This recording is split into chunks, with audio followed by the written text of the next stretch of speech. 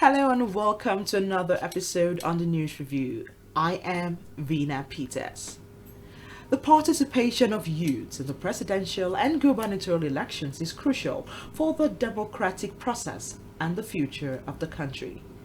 Youth participation in politics has historically been low, with many young people feeling disenfranchised and disengaged from the political process.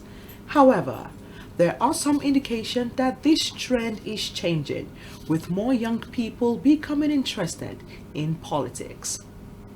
The 2023 presidential and gubernatorial election, which took place on the 25th of February and 18th of March respectively, saw youths come out en masse to participate. Today, we will be discussing the youth's participation in the just concluded presidential and gubernatorial elections. With me in the studio is the news editor of Unilag FM, who will be giving us insights of the youth's participation in the just concluded elections. We'll go on a quick break. Stay with me. We'll be right back.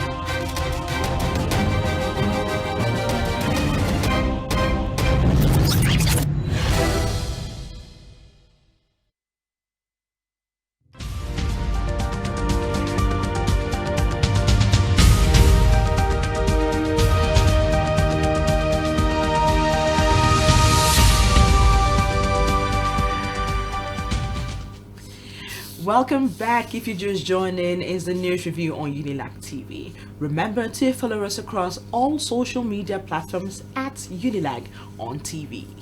Like I said earlier before I went on break, we will be talking on the youth participation in the just concluded presidential and gubernatorial elections. And I have Lydia AK, the news editor of Unilag FM. Welcome, Lydia. I'm glad to have you on the show. So great to be here this morning. Good morning. Okay, so let's talk. Let's talk about the youth participation in the gubernatorial and presidential election. Please give us an overview of that. Youth participation. Well, it will be very, very interesting to note that this is one of the best elections that Nigeria has ever had. If you ask me and you say why, because of youth participation. We had many young people who trooped out, especially for the presidential election.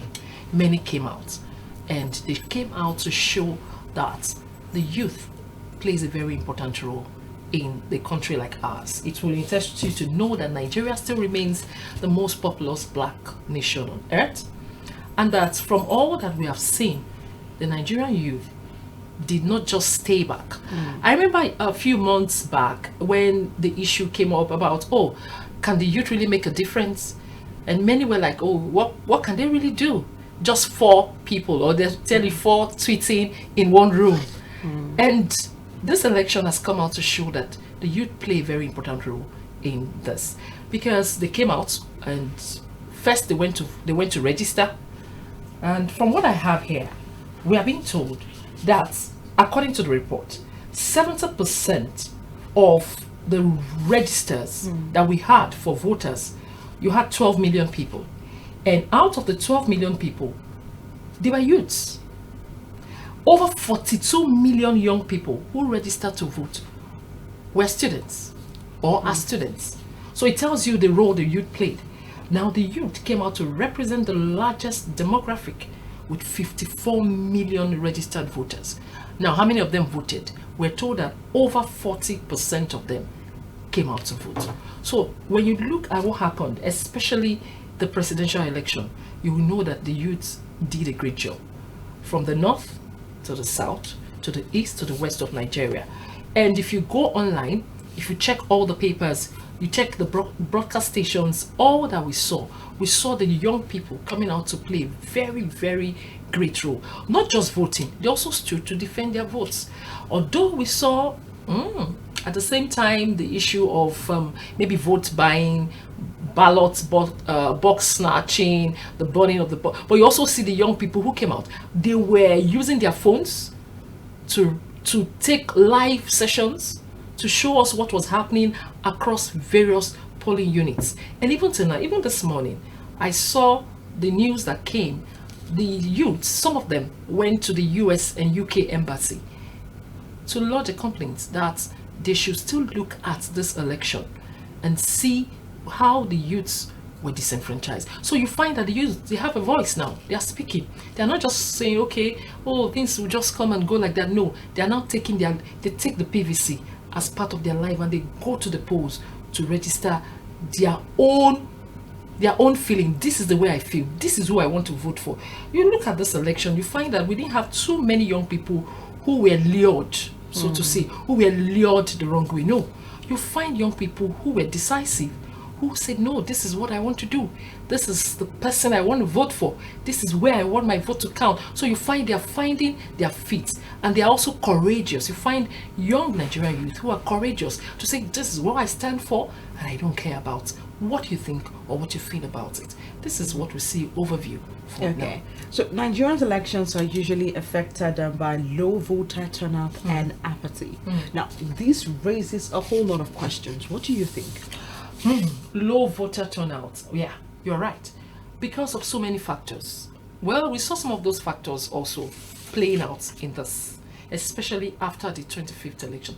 Don't forget the presidential election, 25th of February, you had many young people who tripped out.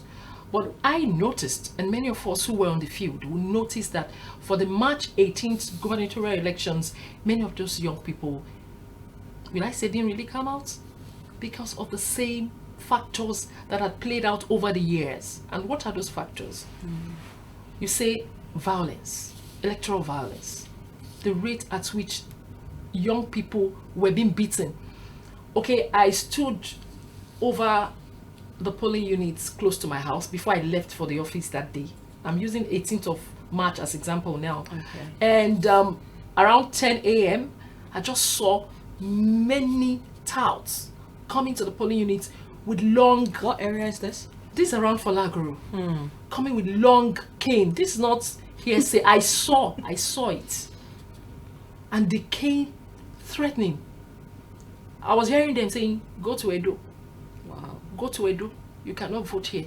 If you don't vote a particular party, you cannot vote. I saw it. So I drove out. I had my ID card, my press ID card. I drove out. I got to some polling units. I saw core members just sitting down, relaxing. I said, Auntie, what happened? I said, they didn't come out though. So I tuned my radio to listen to Niger Info. And a young guy was speaking all the way from Satellite Town. He said, where I am now, in fact, they invited him to the studio, to the radio studio. And he was giving, you know, that eyewitness report, which we call citizen journalism. He was just giving his own part of the story. That around Satellite Town, every house is manned by one thug. Yes. They'll ask you, are you from this particular area? Or are you, I don't want to mention names because this is a live session. But we saw what happened. These are the things that encourage voter low turnout or discourage young people from coming out. And then the guy said, my house, they stationed a particular church there, and they say, okay, you don't want to vote for this party? Don't even come out. If you step out, we'll deal with you. So he said now wait it that, oh, if I do anything now and I'm wounded or I die after 3 months, Nigeria goes back to its normal life, then I'll be the loser. So I think I have to stay back, wait to fight another day. And you know what he said? He said, I just told my parents, please, nobody leaves the house. Keep your PVCs, nobody's coming to vote. So these are the factors. These are the factors we've seen over the years. And a little of it played out. Again, what are those factors? Like I said, tribal politics. We saw it. These are the things that really discourage. And if you find the young people of today, they don't really care where you come from. True. Yes. They're not crazy about, oh, you come from, if anywhere you come from, are you competent? Do you have what it takes to lead a great nation like ours? Do you have integrity? Are you not corrupt? Do you have the world is now a global village. So when you look around, you see what is happening. Look at a couple of months back, Kenya went to the polls. Look at the way they delivered so beautifully well. They had a lovely session and they are ruling. Yes, they have their pockets of challenges, but the beauty of it is that they got a new person and they didn't have issues that we have now in Nigeria. These are the things discouraging people from coming out. Tribal politics. You are bringing your politics based on tribalism, where you come from. No, young people don't want to hear that. So rather than they argue with you, they just stay back at home. What else? Politics of bigotry. Why? Why are you introducing bigotry to politics? Is that what it is? Maybe those days, things are changing. The young people, they will tell you these things are not really their issues. Now, toxic politics is still the same thing. They are tied around, you bring toxic ethnic profiling. Those things are the things discouraging young people from coming out. And then you also look at the electoral violence, beating them. During the 25th February presidential election, I'm sure you saw the picture or the video of that young woman that was beaten blue black. They beat her, broke this place, and then she had cuts here. And all because they told her you cannot vote a particular, I don't want to mention because I don't want to mention the party. You cannot vote this party, you have to vote this particular party. And she said, no, this is what I want to do. And she had cuts. They took her away to treat her. In fact, they had to stitch that place. But the beauty of it, she came back to do what? To vote. So yes, low turnout. But the beauty of it is these things should not discourage young people. Don't. Let it not discourage young people. Rather, this should be what will propel the young person to say, I want to make a difference. Because now we see the power of the PVC. We see the power of the young people. If you really want to do it, don't get discouraged. Who tells you that, oh, just at a flip you get it? No, you don't just buy. Nothing is given a la carte. They just serve you free of charge. You fight for it. And you don't fight for it by being violent. It's just the same thing. Go to the polls, make a difference. Keep emphasizing. Keep saying it. Keep doing it. With time, you see all these things we see that are not the right things, they will fade away. Now, we're going to look at corruption. Are we going to look at the level of the corruption amongst the political elites? Are we going to look at what the young people are saying, that they don't care about us? They don't factor us into what is going on. Now, I'll just come to, maybe we'll go back to that maybe later, the issue of the strike. How long it took, the back, the forth, the incessant, at the end of the day, they didn't really pay the young people. That's why you find, okay, when it's time to vote, after voting, what happens? You still go and pick somebody and make the person my leader, and you make me just feel as if I wasted my effort. Oh, so I labored in vain. I think these are all the things we're seeing. But why are we having a session like this? Don't get discouraged.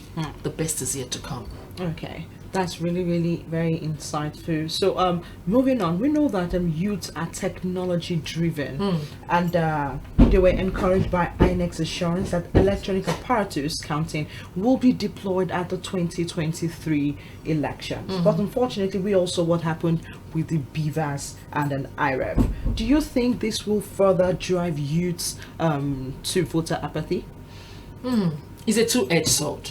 Okay, so I'll say yes. Yes, it's enough to discourage the young people, because they'll say, okay, at the end of the day, you know how long it took for us to get out there, stay in the zone to make sure we're registered. And by the way, this year, this is the 7th consecutive election, looking at the presidential, and we're being told the rate at which the young people came out to register to get their PVCs, we've not seen anything like that before. That's one. The rate at which they even assisted INEC to make sure the PVCs, they needed people, they needed volunteers, they showed up. They just wanted a change, you get. So, and then when INEC came out and said, oh, we tested this with the Ekiti elections, with your Osun, so it's going to be a great success as a national phenomenon. Oh, they were excited. Okay, let's see how it's going to be. So you want to tell me, oh, at the end of the day, you don't just impose somebody on me. What I want is what I get through my PVC. And then they came out at the end of the day, and we are told, oh, the BVAS flopped. Oh, we had issues with the IRA. The question many young people are asking is, for the senatorial elections, the House of Rep elections, the BVAS, the IRA did not fail.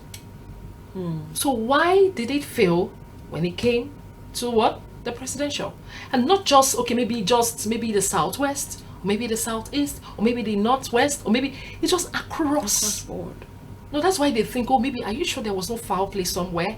Maybe with time, you get to convince the young people by bringing out your point, marshal out your points, and make it count. So for this reason alone, many can be discouraged and say, well, let's forget it. It doesn't really matter. But we want to also say, that's why the media is here. Our own impact is to encourage every young person. Don't draw back. It's not yet to huru. Don't draw back. That this happened, well, there are still many years ahead. If you stay back, what happens? You still allow the same system to still continue to control things. So this should not discourage. Well, first, we need accountability. What happened on that particular day? We need that. Then encourage yourself and still try again. And so you said, did it affect? Yes, it did, because when it was now time for the March 18 elections, you find many young people stayed back, although some still came out. And then the threat to their lives. Not just that, the beating, the ballot box snatching, the burning of some ballot boxes, the practical beat. You see, this, we were told, yeah, we saw all those things. The police were there and they were beating up some people and nobody could save them. Some even died. We saw the video of the UCOR member who was shot and who later, when they rushed him to the hospital, he lost his life. So these are the things that would discourage young people. So, but they're sweet. I still have so many years to live. Nigeria wahala is not my ultimate problem. This could just be the attitude, but it should not be. Whatever happens, the thing is, every young person, encourage yourself, try again. You don't fail when you try now and then you fail, then you now go to sleep. No, keep trying. At the end of the day, you'll be surprised at the kind of success you'll record when you have done it well.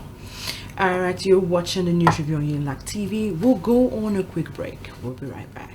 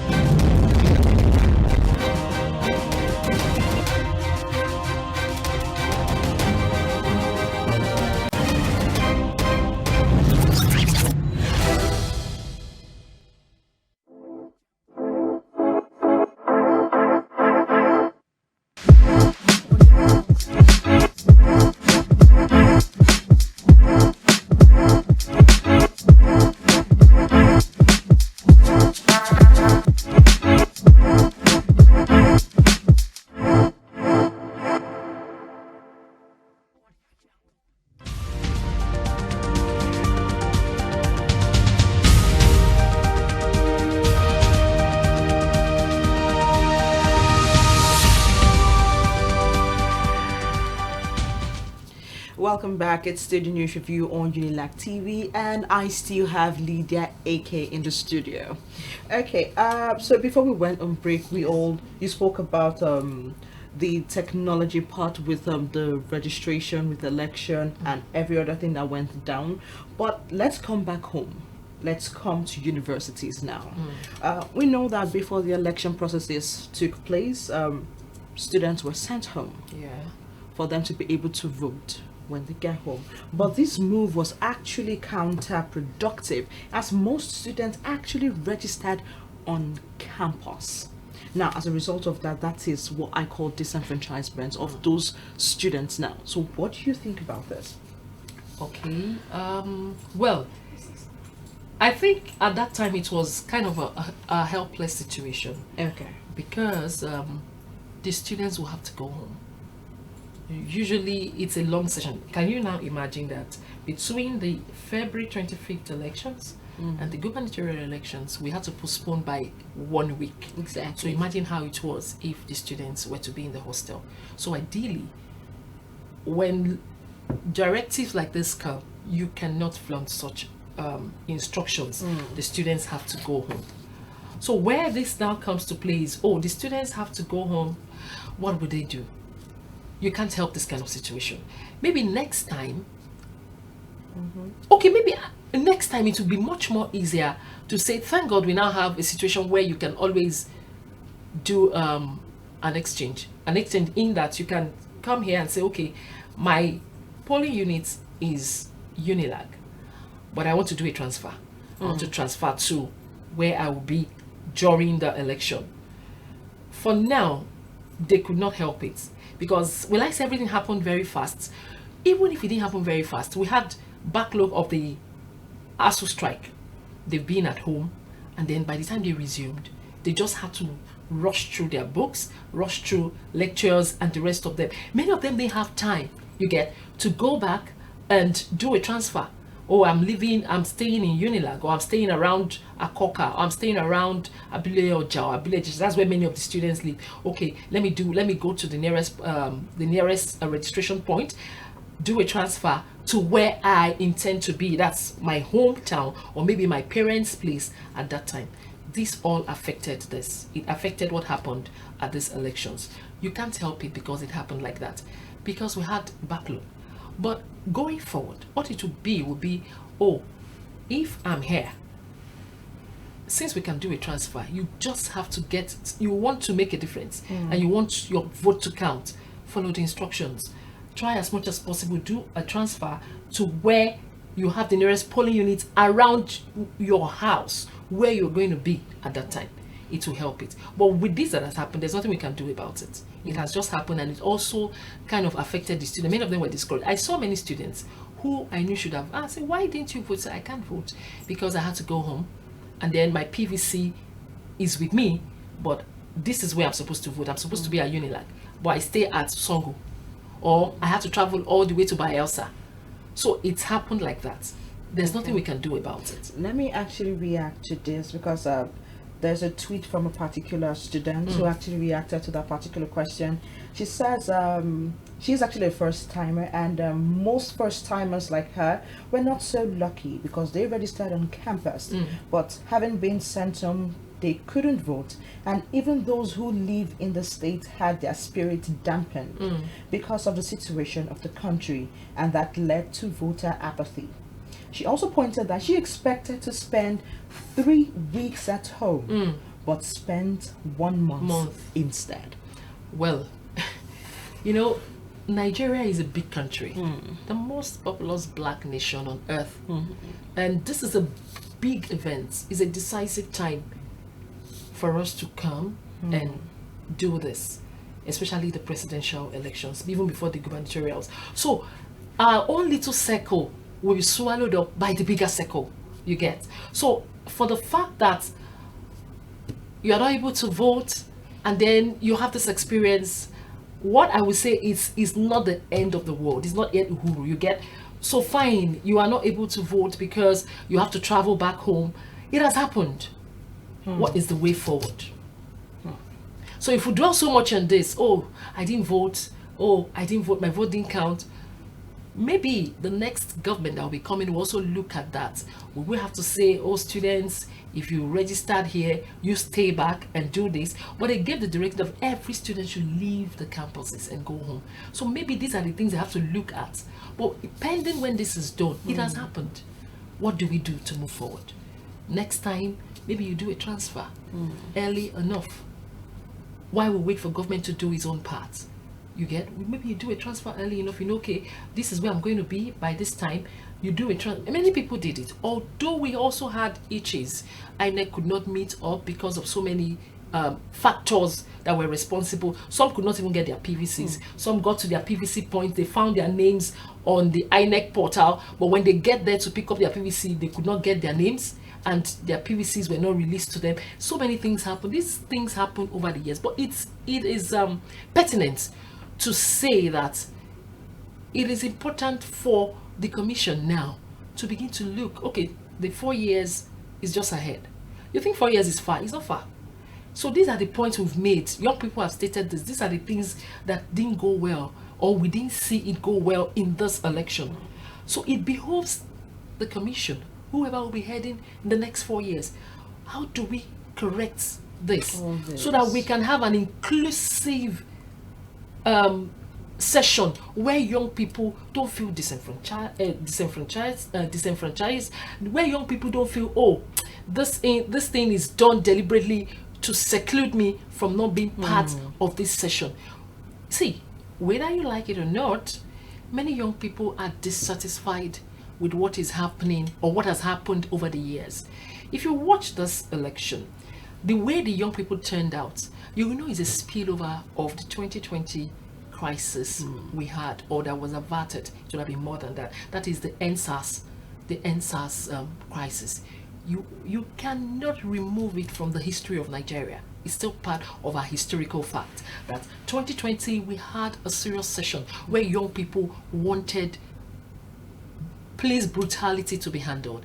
And if you ask any young person from their own point of view, they felt the matter was not well managed or that it was swept under the carpet. And that's why many of them, that anger was what propelled going to pick the PVCs, saying, no, we are going to express our anger at the polls. And so now you are not able to vote at the end of the day. What happens? That's why we say, don't let it be the end of the world for you. It has happened. You look at it, look at the way forward, and then we'll make progress. Okay, it would be nice to keep on asking questions, but we're actually behind time. Let me ask you this last question before we go. How can Nigerian authorities ensure that the voices of young people are heard and their interests are represented in the political process? Give them a sense of belonging. Yes. Give them a sense of belonging. Listen to the young people. Listen to them. Don't relegate them to the background. They are important as well. Why do I say this? Because it's not just going to be the old like that. It's not going to be like that. Time is flying. In 10 years' time, the young lady who is just 20, in 10 years' time will be 30. The 30-year-old young man, in 10 years' time will be 40. And so you don't groom, you just say, oh no, you are not part of the, bring them in.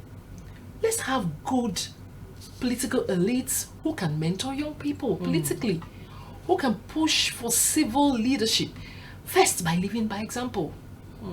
You don't call, you see, the young people we have are not, you can't just wake up and tell them stories. You just say, they want to see you practicalize it, show it. Oh, you want to talk about integrity? Do you have integrity? You want to talk about competence? Are you competent yourself as a leader? Or you want to talk about, fighting corruption? Are you corrupt? You want to push for a great nation like Nigeria. What is the greatness in you that we can see? And then imbibe and say, oh, that was why, if you see the way the young people tilted towards the presidential election. Okay, let's say we had the first five. I don't want to call their names now. The first five aspirants who wanted to, vote for me. When you see all of them, you find that the young people tilted particularly towards a particular individual. He may not be, so to say, a saint per se, but when they looked at, go and ask them questions, they tell you, when you talk about technology, go and see what the young people tweeted. See what happened on Twitter, on Facebook, on Instagram, on LinkedIn, on WhatsApp, and all the social media handles. And when I read through all this, they say, they don't want to listen to us. We'll continue to tweet. We'll continue to say it. So the whole world will be seeing it, not just the government, not just the people who should know. So it tells you that the way to carry the young people is carry them along. Mentor them the right way. Live by example. If things are not right, don't do things that are wrong and you think you can just sweep them under the carpet. Time will tell. Many young people are just not happy. Okay, look at the fuel crisis. Look at the cash crunch. Look at the policies that were released just few weeks or few months to the elections. And then nobody's talking. Apologies. Have you apologized? Have you told us? See, you want to be a leader. Then know that being a leader is not a day's job. Yes, we know on easy lies the head that wear the crown. If you want to be a leader, get ready to lead. Don't come and be giving us flimsy excuses. You blame. Young people don't like blame games. Deliver. Let's see results. It's your results that will speak for you. So that is where Nigeria is going. And I tell you, in a few years' time, we're going to see a great Nigeria. We're not giving up. Thank you so much for coming on the show, Mrs. Lydia. Thank you also for It's having been a me. pleasure having you. Thank you so much for having me. All right, and that's our show for today. To watch other episodes of the program, do follow us across all our social media platforms at Unilag on TV. I am Vina Peters. Bye for now.